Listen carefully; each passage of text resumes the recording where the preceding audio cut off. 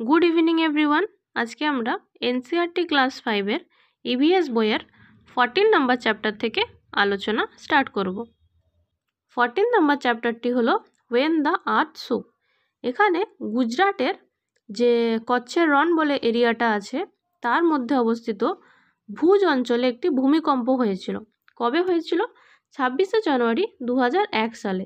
সেই নিয়ে এই চ্যাপ্টারটিতে আলোচনা করা হয়েছে। এই চ্যাপ্টারের জন্য দুটি ইম্পর্ট্যান্ট কোশ্চেন হলো যে ভূমিকম্প কিভাবে মেজার করা হয় বা মাপা হয় সিসমোগ্রাফ দিয়ে, এবং ভূমিকম্পের মান আমরা কি দিয়ে জানতে পারি? রিক্টার স্কেল দিয়ে, যে 7.1 5.1 রিক্টার স্কেল। তাহলে ভূমিকম্প মাপা হয় সিসমোগ্রাফ দিয়ে, এটা একবার পরীক্ষায় এসেছিল, এবং তার মান যেটা সেটা পরিমাপ করা হয় রিক্টার স্কেল দিয়ে। এই রিপোর্টটিতে দেখুন আহমেদাবাদের অর্থাৎ গুজরাটে যে ভূমিকম্পটি হয়েছিল সেই সম্পর্কে লেখা আছে। ভূমিকম্পটি কোথায় হয়েছিল? ভুজে হয়েছিল। এখানে কি লেখা আছে দেখুন, জানুয়ারি 26, 2001-এর এই রিপোর্টটা, যে একদিন সকালবেলায় গুজরাটে ভূমিকম্প হয় এবং সেখানে প্রায় 1000 জন মতো মানুষ ইনজিওর্ড হয়ে থাকে ভূমিকম্পে, এবং কতগুলি বডিজ পাওয়া গেছে দেখুন, 250টা বডি পাওয়া গেছে। এগুলো পরীক্ষায় আসে না, পরীক্ষায় আসে যে কোথায় ভূমিকম্পটা হয়েছিল। ভূমিকম্পটা হয়েছিল কচ্ছের রণ গুজরাটে, এবং কবে হয়েছিল? 26শে জানুয়ারি 2001-এ, কাছ area of Gujarat. 15 number chapter হচ্ছে ব্লো হট ব্লো কোল্ড। এখানে এই যে কাঠুরিয়াটাকে দেখতে পাচ্ছেন, এর নাম হচ্ছে মিলান, এবং এটা খুবই একটি মজার গল্প। মিলান প্রথমে একজন ব্যক্তিকে দেখবে, এই যে ইনি হচ্ছেন প্রথমজন ব্যক্তি। তার হাতগুলো ঠান্ডা হয়ে যাচ্ছিল বলে সে ফু দিয়ে দিয়ে হাতটাকে গরম করছে। তো মিলান ভাবে যে তার মানে ফু দিলে হাত গরম হয়ে যাচ্ছে, তার মানে হাওয়া দিলে কোনো কিছু জিনিস গরম হয়ে যায়। আবার কিছুটা রাস্তা এগিয়ে যাওয়ার পর মিলান দেখবে যেখানে আরও একজন মানুষ আছে। সেই মানুষটা কি করছে? তার হাতে দুটো সিদ্ধ গরম রাঙালু নিয়েছে এবং সেটাতে ফু দিচ্ছে। তখন মিলান জিজ্ঞাসা করবে যে রাঙালুগুলোতে এত গরম, আবার ফু দিয়ে আপনি গরম করছেন কেন? তখন এই মানুষটা বলবে যে না না, আমি তো রাঙালুগুলোকে ফু দিয়ে ঠান্ডা করতে চাইছি। তখন মিলান ভাববে যে ফু দিলে একজন বলছে গরম হয়, আবার একজন ফু দিলে বলছে ঠান্ডা হয়, তার মানে দুজনের মধ্যে কে ঠিক বলছে আর কে ভুল বলছে সেটা নিয়ে মিলান কী করবে? কনফিউজ হয়ে যাবে। সেই নিয়েই গল্পটা। এই গল্পটি লিখেছেন ডক্টর জাকির হোসেন, যিনি কিনা ফর্মার প্রেসিডেন্ট অফ ইন্ডিয়া। আমাদেরকে মনে রাখতে হবে তিনি হচ্ছেন ফার্স্ট মুসলিম প্রেসিডেন্ট ইন্ডিয়ার, ডক্টর জাকির হোসেন। আর এমনিতে যদি নর্মাল হিসেবে দেখা যায় তাহলে তিনি ইন্ডিয়ার থার্ড মানে তৃতীয় প্রেসিডেন্ট, আর মুসলিম হিসেবে তিনি ফার্স্ট প্রেসিডেন্ট। 16 নম্বর চ্যাপ্টার হলো who will do this work, মানে এই কাজটি কে করতে পারে। চ্যাপ্টারের শুরুতেই কি বলা হচ্ছে দেখুন, sensitise children to B respectful during there interactions, মানে যারা বিভিন্ন ক্লিনিংয়ের কাজ করে, পরিষ্কার পরিচ্ছন্ন করার, তাদের সাথে অত্যন্ত সম্মানের সহিত কথা বলার জন্য বা ভদ্র ব্যবহার করার জন্য বাচ্চাদেরকে বোঝানোর কথা বলা হয়েছে। এই যে পুরো চ্যাপ্টারটাই এখানে হচ্ছে আনটাচেবিলিটি, মানে অচ্ছুত যে ব্যাপারটা, আগেকার দিনে যে নোংরা আবর্জনা পরিষ্কার করা হতো সেই নিয়ে গল্পটি আলোচনা করা হয়েছে। এগুলি দেখুন, এই যে লুকিং অ্যারাউন্ড বলে লেখা আছে, লুকিং অ্যারাউন্ড হচ্ছে এনসিইআরটির ইভিএস বইয়ের নাম। এগুলো হচ্ছে এনসিইআরটি থেকে নেওয়া, এবং যেগুলো ইম্পর্ট্যান্ট আছে সেগুলো আমি হাইলাইটস করে দিয়েছি। এই চ্যাপ্টার থেকে ইম্পর্ট্যান্ট জায়গাগুলি হচ্ছে নারায়ণ ভাই দেশাই, যিনি গান্ধীজির সবরমতী আশ্রমে থাকতেন, তিনি একটা বই লিখেছেন, গুজরাটি ল্যাঙ্গুয়েজে বইটি লিখেছেন। সেই বইটির নাম হলো সন্ত চরণ রাজ সেবিতা সাহাজ। এইটি একটি ইম্পর্ট্যান্ট কোশ্চেন, এবং দুবার পরীক্ষায় এই কোশ্চেনটা এসেছে যে স্ট্যালিনকে কোন বইটি লিখেছেন, সেটি হচ্ছে ইন্ডিয়া আনটাচড বইটি কার লেখা, এটা কিন্তু এসেছে স্ট্যালিনকে। আর আপনারা সবাই জানেন মহাত্মা গান্ধীজিকে কি বলা হতো? ফাদার অফ নেশন, জাতির জনক। আরেকটা কোশ্চেন এসেছিল যে ডক্টর বি.আর. আম্বেদকর, যার স্টোরিটা আমরা একটু পরেই পড়ব, 26শে জানুয়ারি 1950-এ তিনি কি লিখেছিলেন? ইন্ডিয়ান কনস্টিটিউশন, ভারতীয় যে সংবিধান, সেটা লেখা হয়েছে। এবার আমরা ডক্টর আম্বেদকরজির ছোটবেলাকার একটা গল্প পড়ব।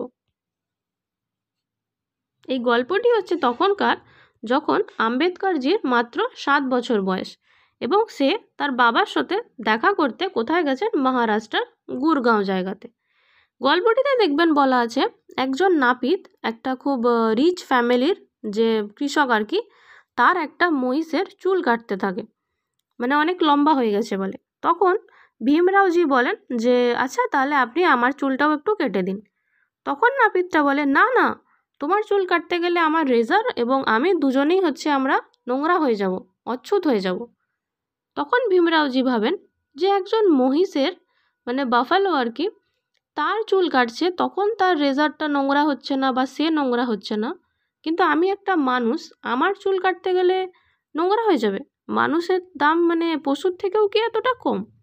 এই নিয়ে এই গল্পটা লেখা আছে। এখান থেকে কোনো কোশ্চেন আসে না। কোশ্চেন আসে যে এই যে constitution was prepared under the leadership of বাবা সাহেব, মানে আম্বেদকরজির আন্ডারেই যে ভারতীয় সংবিধান সেটা রচিত হয়েছিল। এটা খুবই ইম্পর্টেন্ট, আর আপনারা সবাই কম বেশি এটা জানেনই। 17 নম্বর চ্যাপ্টার হচ্ছে অ্যাক্রস দি ওয়াল, মানে দেওয়ালের ওপারে। এখানে এটি একটি রূপক অর্থে ব্যবহার করা হয়েছে, কারণ সমস্ত বাধা পেরিয়ে একটি মেয়ে বাস্কেটবল খেলার টিমে যোগদান করবে, সেই গল্পটি এখানে আলোচনা করা হয়েছে। এবং অ্যাক্রস দি ওয়াল বলতে এখানে বোঝানো হয়েছে যে সে সমস্ত কিছু বাধাকে পেরিয়ে এগিয়ে যেতে পেরেছে। দেখুন তখনকার দিনের একটি খবরের যে কাগজ, সেখানে লেখা আছে ইন্ডিয়ান এক্সপ্রেস 2007, মানে 2007-এর ঘটনা এটি। স্টার্স ইন হার আইজ, মানে তার চোখে, এখানে তারা বলতে উজ্জ্বল স্বপ্নকে বোঝানো হচ্ছে। এটি কাকে নিয়ে লেখা? এটি 13 বছরের একটি মেয়ে আফসানা মানসুরিকে নিয়ে লেখা। সে কি করতো? Who washes utensils for a living, মানে লোকের বাড়িতে বাসন মাজার কাজ করত। এবং সেখান থেকে কি হয়? সে বাস্কেটবল চ্যাম্পিয়ন হয়, ডিস্ট্রিক্ট লেভেলেরও সেমিফাইনালে সে গিয়েছিল। এখানে কি লেখা আছে? আফসানা যে সে কোন বাস্কেটবল টিমের হয়ে খেলতো? Nagpada basketball association of Mumbai. এটা একবার এসেছিল যে এনবিএ। এনবিএ কি? এনবিএ হচ্ছে নাগপাড়া বাস্কেটবল অ্যাসোসিয়েশন, এবং এটি কোন জায়গার? এটা হচ্ছে মুম্বাই জায়গার। She is the star of young team. এটা কেন বলা হচ্ছে? কারণ সে একজন লোকের বাড়িতে বাসন মেজে তার সংসার চালাতো, সেখান থেকে সমস্ত বাধা অতিক্রম করে সে একজন টিম লিডার হতে পেরেছে বাস্কেটবলের। আফসানার কোচ কে ছিল? আফসানার কোচের নাম ছিল নূর খান। এবং আপনারা জানেনই যে মুম্বাই হচ্ছে একটা প্রচুরই কনজেস্টেড এরিয়া। তখনকার দিনে এখানে একটি মাত্র বাস্কেটবল খেলার মাঠ ছিল, যার নাম কি ছিল? তার নাম ছিল বাচ্চু খান প্লেগ্রাউন্ড। দেখুন এখানে দেখা যাচ্ছে বাচ্চু খান প্লেগ্রাউন্ড। এরপর আমরা জানবো অর্জুন অ্যাওয়ার্ড সম্পর্কে। অর্জুন অ্যাওয়ার্ড কি? অর্জুন অ্যাওয়ার্ড হচ্ছে যারা খুব ভালো পারফরমেন্স দেখায় গেমস এবং স্পোর্টসে, তাদেরকে অর্জুন অ্যাওয়ার্ড দেওয়া হয়। লাস্টের দিকের গল্পগুলো অনেক ছোট ছোট। দেখুন 19 নম্বর chapter, a seed tells a farmer story, মানে এখানে একটা বীজের কথা বলা হচ্ছে। সেই বীজটা কিনা তার কৃষক যে তার গল্পটাকে বলছে। সেই বীজটা হচ্ছে বাজরা সিড। আর এটা কত সময়ের ঘটনা? এটা হচ্ছে 1940 সালের ঘটনা। কোথাকার ঘটনা? গুজরাটের ভানগাম জায়গার। তাহলে ভানগাম জায়গাটি কোথায়? গুজরাটে। আর একটি বাজরা সিড এই গল্পটি বলছে। এখানে দেখুন লেখা আছে মিলেট।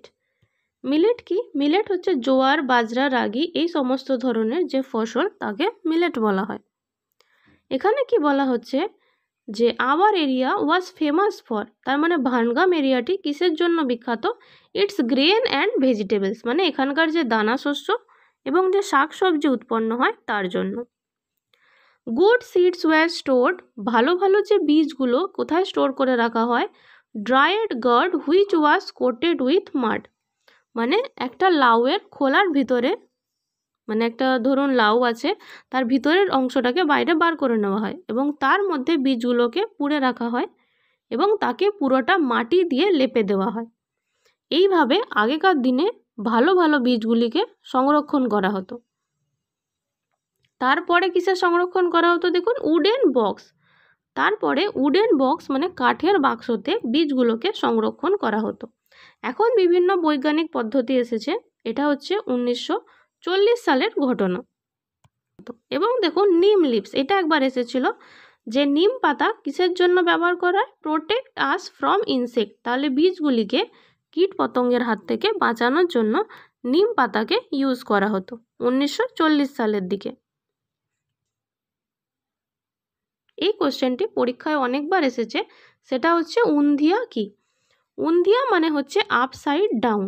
তাহলে এর মানেটা আপনারা জেনে রাখবেন যে উন্ধিয়া মানে হচ্ছে আপসাইড ডাউন, মানে উল্টো করে কিছুকে রাখা।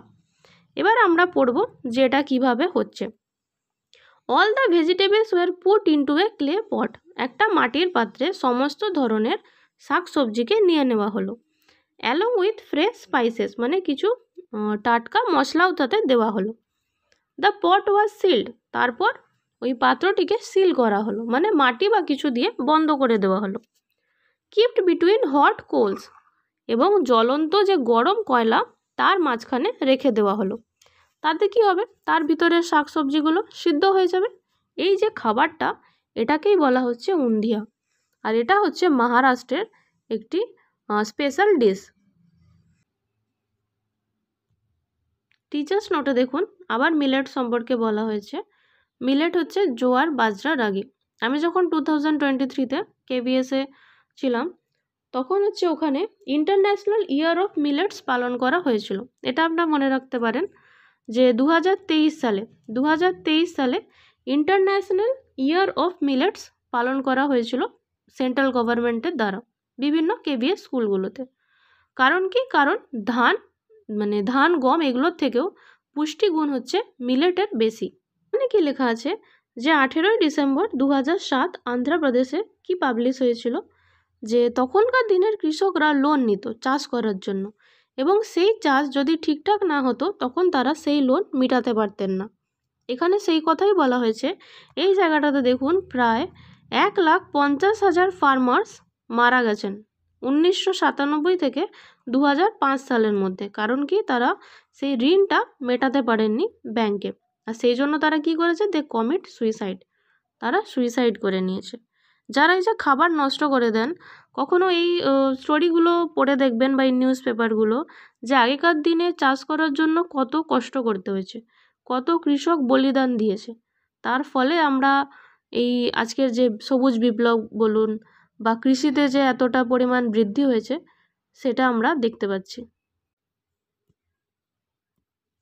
এখানে আরও দুটি ইম্পর্টেন্ট কোশ্চেন আছে, এটা তো দুবারই পরীক্ষায় এসছে। সেটা হচ্ছে ক্রোটন প্ল্যান্টস বা তুলা গাছ, যে মাটিতে জল আছে কি নেই, মাটি শুকনো হয়ে গেছে কি না, সেটা কোন প্ল্যান্ট আমাদেরকে জানতে সাহায্য করে, সেটা হচ্ছে তুলো গাছ বা ক্রোটন প্ল্যান্টস। কিভাবে, তুলো গাছের শিকড় অনেকটা গভীর পর্যন্ত যায়। এবার মাটির গভীরে যদি জল থাকে তাহলে তুলো গাছটা ঠিক থাকবে, আর গভীরে যদি জল না থাকে তাহলে ওই তুলো গাছটি আস্তে আস্তে শুকিয়ে যাবে। সেই কথাটাই এখানে লেখা আছে, দেখবেন যে when the top layer of the soil become dry, যখন মাটির উপরি স্তরটা শুকনো হয়ে যায়, the croton leaves bend and became limp। তার মানে কি হয়, তখন তুলো গাছটি নষ্ট হতে শুরু করছে, তার পাতাগুলো আর কি বেঁকে যাচ্ছে। This signals tells which part of the farm needs to be watered। তার মানে সেই জায়গাটিতে গিয়ে আবার জল দিতে হবে। এই সিগন্যালটা কে দিচ্ছে, ক্রোটন প্ল্যান্টস মানে তুলো গাছ। এটা প্রচুর ইম্পর্টেন্ট। আরেকটি জায়গা হচ্ছে আর্থওয়ার্ম। এটা আপনারা সবাই জানেনই যে কেঁচো হচ্ছে কৃষকের বন্ধু, কারণ কি, সে মাটিটাকে হালকা করে দেয়। ডিগিং, এই যে দেখুন as the digging underneath to make tunnels, মাটির ভিতরে সুরঙ্গের মতো গর্ত করে দেয়। তাহলে দুটো জিনিস বললাম, একটা হচ্ছে ক্রোটন প্ল্যান্টস আর একটা হচ্ছে আর্থওয়ার্মস বা কেঁচো। 20 নম্বর চ্যাপ্টার হুজ ফরেস্ট। এটা হচ্ছে মিজোরামের এবং ঝাড়খণ্ডের ঘটনা নিয়ে, ঝাড়খণ্ড বাঁচাও আন্দোলন যে, সেটা নিয়ে হচ্ছে হুজ ফরেস্ট। এই যে সূর্যামণির গল্প এখানে বলা হয়েছে, যে ঝাড়খণ্ড বাঁচাও আন্দোলনের মানে এই আন্দোলনটিতে মুখ্য ভূমিকা নিয়েছিল। তিনি হচ্ছে গার্ল স্টার হিসেবেও বিবেচিত। গার্ল স্টার প্রজেক্ট আমি আগেই আলোচনা করেছি, মানে যেই সমস্ত মেয়েরা পড়াশোনা ছাড়াও বিভিন্ন দিকে পদক্ষেপ নিয়েছেন, যেমন সমাজ সংরক্ষণে কিংবা গাছ সংরক্ষণে, বা কোনো একটা যেমন অনিতা নিজেই মৌমাছি চাষ করে মধু বানিয়েছিল সেখান থেকে, এরা হচ্ছে গার্ল স্টার প্রজেক্টের আন্ডারে পড়ছে। এখানে টিচার্স নোটে লেখা আছে যে এনকারেজ চিলড্রেনদেরকে কি এনকারেজ উৎসাহ দেওয়ার কথা বলা হয়েছে, তারা যেন ফরেস্ট সম্পর্কে বোঝে এবং তার সংরক্ষণ সম্পর্কে বোঝে। রাইট টু ফরেস্ট অ্যাক্ট 2007 মানে বন সংরক্ষণের যে আইন সেটা 2007, সেখানে কি বলা হয়েছে, কোনো মানুষ যদি বনে 25 বছর ধরে বাস করে তাহলে সেখান থেকে তাকে কেউ উঠাতে পারবে না, বা সেই জঙ্গল কেটে কখনোই কেউ কোনো কিছু তৈরি করতে পারবে না, মানে কোনো কারখানা হোক, ফ্যাক্টরি হোক, সেগুলো কেউ বানাতে পারবে না। এই সালটা মনে রাখবেন যে 25 বছর কেউ যদি কোনো জঙ্গলে বাস করছে। আর এই যে পুরো জঙ্গলের প্রোটেকশন সেটা কে সিকিওর করবে, সেটা হচ্ছে গ্রাম সভা দ্বারা নির্বাচিত হবে, মানে গ্রাম সভা তাদের আন্ডারে যে জঙ্গলগুলো পড়ছে তার সংরক্ষণের দায়িত্ব নেবে। এখান থেকে আমরা কি কি ইম্পর্ট্যান্ট পয়েন্ট পাচ্ছি, যে ঝাড়খণ্ড বাঁচাও আন্দোলন সেখানে মুখ্য ভূমিকা কে নিয়েছিল, সূর্যামণি। আর এই আন্দোলনটা কিসের জন্য হয়েছিল, বনকে সংরক্ষণ করার জন্য। আর এই দুটো কোশ্চেন তো প্রচুরই ইম্পর্টেন্ট। যে কুড়ুক কি, কুড়ুক হচ্ছে ঝাড়খণ্ডের ল্যাঙ্গুয়েজ। আমাদের ল্যাঙ্গুয়েজ যেমন বাংলা, ঝাড়খণ্ডের ল্যাঙ্গুয়েজ হচ্ছে কুড়ুক। আর তোরাং, এটাও এসেছিল যে ঝাড়খণ্ডে তোরাং মানে কি, ঝাড়খণ্ডে তোরাং মানে হলো ফরেস্ট। এটা গেল ঝাড়খণ্ডের গল্প। এরপরে আছে এখানে মিজোরামের গল্প। মিজোরামের ভাষা কি, মিজোরামের ভাষা হচ্ছে মিজো, এটা আপনারা দেখেই বলে দিতে পারেন যেহেতু মিজো লেখা আছে। আর ঝাড়খণ্ডের ভাষা হচ্ছে কুড়ুক।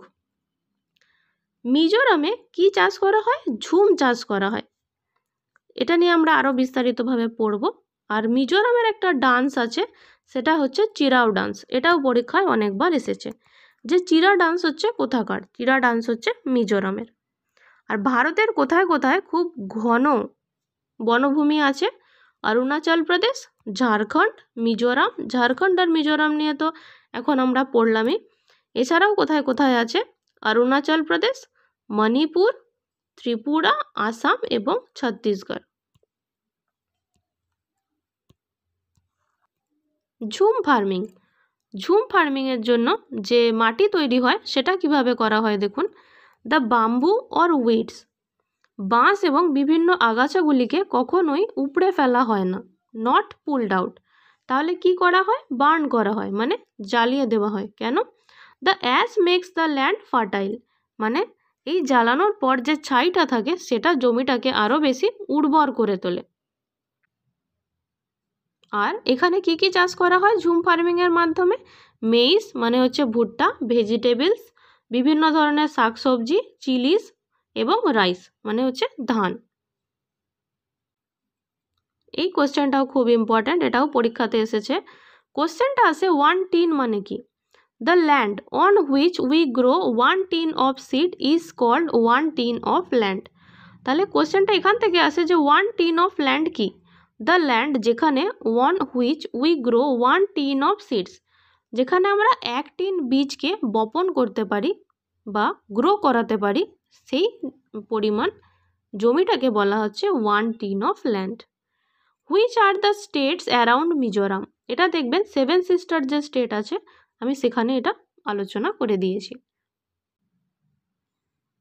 21 নম্বর চ্যাপ্টার হচ্ছে লাইক ফাদার লাইক ডটার, মানে দেখবেন আমাদের মা বাবার মধ্যে যে গুণ আছে সেই গুণগুলো বাচ্চার মধ্যেও কিছুটা দেখা যায়। এই চ্যাপ্টারটা জেনেটিক্স নিয়ে আলোচনা করেছে।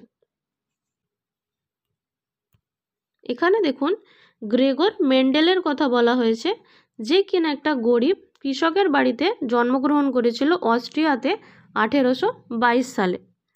দেখবেন ভেলক্রো পড়ানোর সময় আমি বলেছিলাম যে ভেলক্রো কে আবিষ্কার করেছে, জিওর্জে মেস্ট্রাল, এবং বংশগতি নিয়ে কে বলেছে, গ্রেগর মেন্ডেল। কিছুটা একই রকম শোনায় কিন্তু দুটো কোশ্চেনই ইম্পর্ট্যান্ট। সে কতগুলো প্ল্যান্ট নিয়ে এই বংশগতির ব্যাপারটা এক্সপেরিমেন্ট করেছিল 28,000 প্ল্যান্ট নিয়ে। এখানে একটি ছোট্ট গল্প আছে, দেখবেন যে তার পড়াশোনার জন্য অত টাকা ছিল না। সে ভেবেছিল যে সে একটা মঙ্ক হবে, কিন্তু তারপরে কি হয়, সে আবার তার বাবা আর কি তাকে একটা পরীক্ষা দেওয়ার জন্য বলে। সে পরীক্ষায় ফেল করবে বলে ভয় সেখান থেকে পালিয়ে যায়, কিন্তু সে তার এক্সপেরিমেন্ট করা ছাড়েনি। সে প্রায় 7 বছর পর এই এক্সপেরিমেন্টটায় সফল হয় এবং তাকে আমরা সবাই বংশগতির জনক হিসেবে জানি। জেনেটিক্স। জেনেটিক্স মানে কি? জেনেটিক্স মানে হলো পূর্ববর্তী জেনারেশনের কিছু বৈশিষ্ট্য পরবর্তী জেনারেশনে ট্রান্সফার হবে। এই জেনেটিক্স টার্মটি কে দিয়েছিলেন? বেটসন। সায়েন্টিস্ট বেটসন দিয়েছিলেন যে জেনেটিক্স টার্মটি। কিন্তু ফাদার অফ জেনেটিক্স কাকে বলা হয়? ফাদার অফ জেনেটিক্স গ্রেগর মেন্ডেলকে বলা হয়। তিনি 7 বছর ধরে এক্সপেরিমেন্ট করেছিলেন এবং প্রায় 28,000 গাছের উপর এক্সপেরিমেন্ট করেছিলেন। তার মেন যার জন্য তিনি ফেমাস হয়েছেন সেটা হচ্ছে মটর গাছ পরীক্ষার জন্য, পি প্ল্যান্ট। তিনি মোট 3 জোড়া বৈশিষ্ট্য নিয়েছিলেন। সেই 3 জোড়া বৈশিষ্ট্য কি কি? টল অ্যান্ড শর্ট, লম্বা মটর গাছ, ছোট মটর গাছ, হলুদ রঙের মটর, সবুজ রঙের মটর, আরেকটা কি? মসৃণ এবং অমসৃণ। এরপর 22 নম্বর চ্যাপ্টার, আমাদের এনসিইআরটি ক্লাস 5 ইভিএস এর last chapter, on the move again. এখানে ধনু সে দশেরার দিন কিছু খাবার তৈরি করবে এবং সেলিব্রেট করবে, সেটা নিয়ে গল্পটা। এখান থেকে একটাই কোশ্চেন ইম্পর্টেন্ট, সেটা হচ্ছে পুরানপোলি। পুরানপোলি এক ধরনের খাবারের নাম। কোথাকার? মহারাষ্ট্রের খাবারের নাম হচ্ছে পুরানপোলি। পুরানপোলি কিভাবে বানানো হয়? গুড় এবং ছোলা দিয়ে, জগেরি অ্যান্ড গ্রাম, গুড় এবং ছোলা দিয়ে বানানো হয়। আর এটা কি ধরনের ডিশ? সুইট রোটিস। এটা একটা মিষ্টি রুটি টাইপের ডিশ। এটা কি দিয়ে খাওয়া হয়? স্পাইসি কারি ডিশ দিয়ে। স্পাইসি মানে জানেন খুবই একটু তীক্ষ্ণ বা ঝালযুক্ত, আর কারি হচ্ছে দই এবং বেসন দিয়ে বানানো একটা ডিশ। আপনাদের যদি কোনো সমস্যা থাকে অবশ্যই কমেন্টে জানাবেন। Thank you everyone.